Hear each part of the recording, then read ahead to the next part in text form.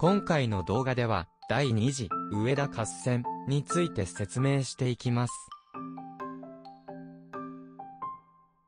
さて、仮に原宿駅前と明治神宮の間にある橋のあたりに10人の兵士がいたとします。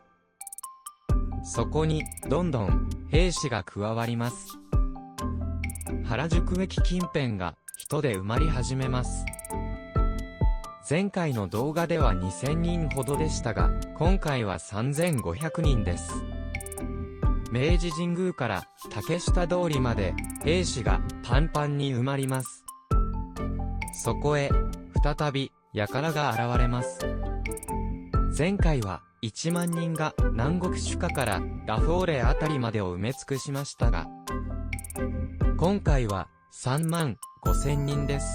南国首都から表参道の青山通りまで兵士が埋め尽くされます。というわけで、この3500人対3万5000人の戦いが繰り広げられたのが第2次上田合戦です。今回はこんな感じで説明を進めていきます。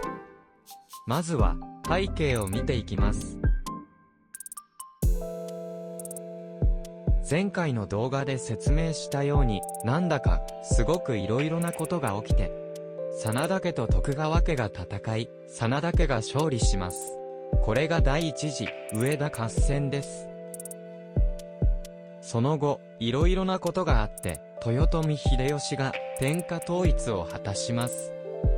さらにその後、豊臣秀吉がこの世を去り、息子の秀頼が後を継ぎ、石田三成とかいう人が徳川家康と喧嘩を始め、関ヶ原の戦いが勃発します。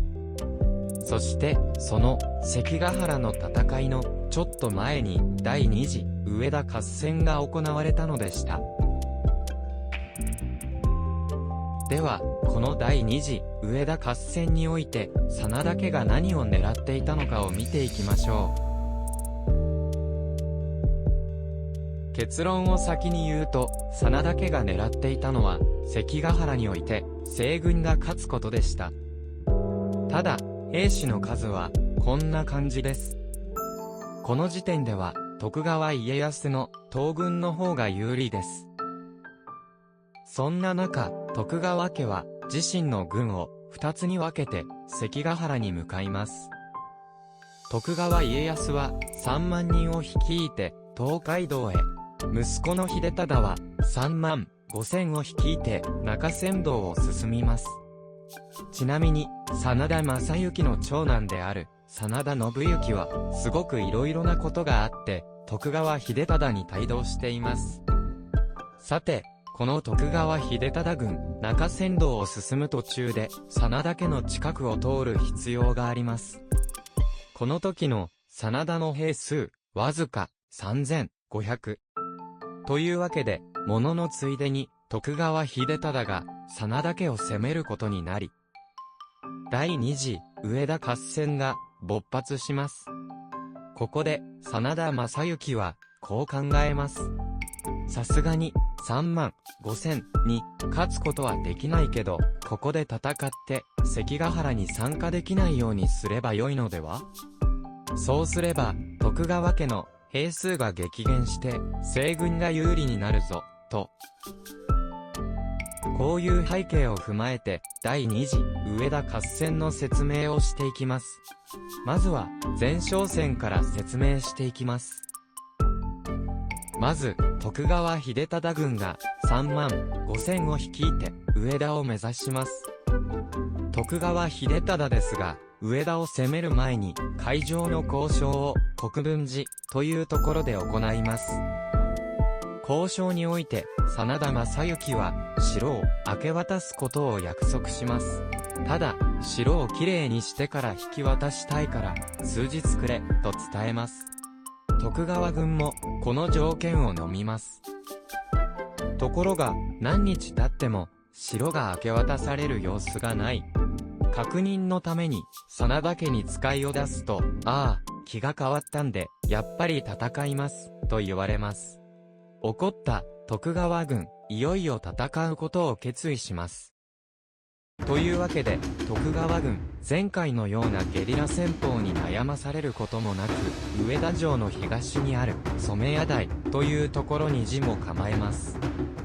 さて、陣を構えたのは良いのですが、徳川軍にとって一つ厄介なことがありました。それは上田城の北東にある伊勢山というところに真田昌幸の次男真田信繁が700人の兵と共に陣を構えていたことです。たった700人とはいえ後顧の憂いは立っておきたいところです。そこで徳川秀忠はこの伊勢山に向けて榊原康政、本田忠政、さらに真田昌幸の長男である真田信行を送り込みます。ここでまさかの真田信行、真田信繁の兄弟対決が実現しそうになります。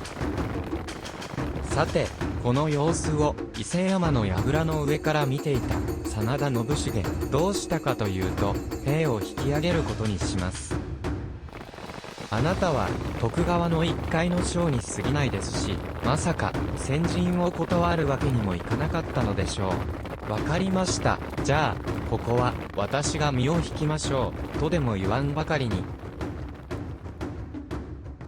というちょっとした前哨戦を経て、いよいよ上田城の戦いが始まります。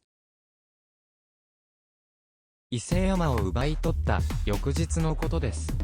徳川秀忠はこんなことを考えていました。真田家は兵力3500。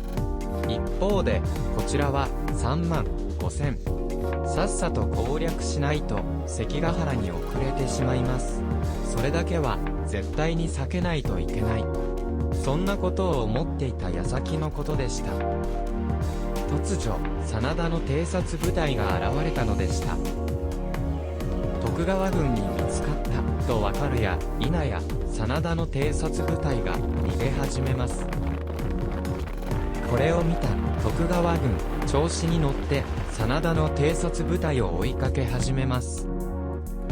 こうやって追いかけ始めたところ、城下町も突破し、三の丸も突破し、気づけば二の丸近くまで来てしまいました。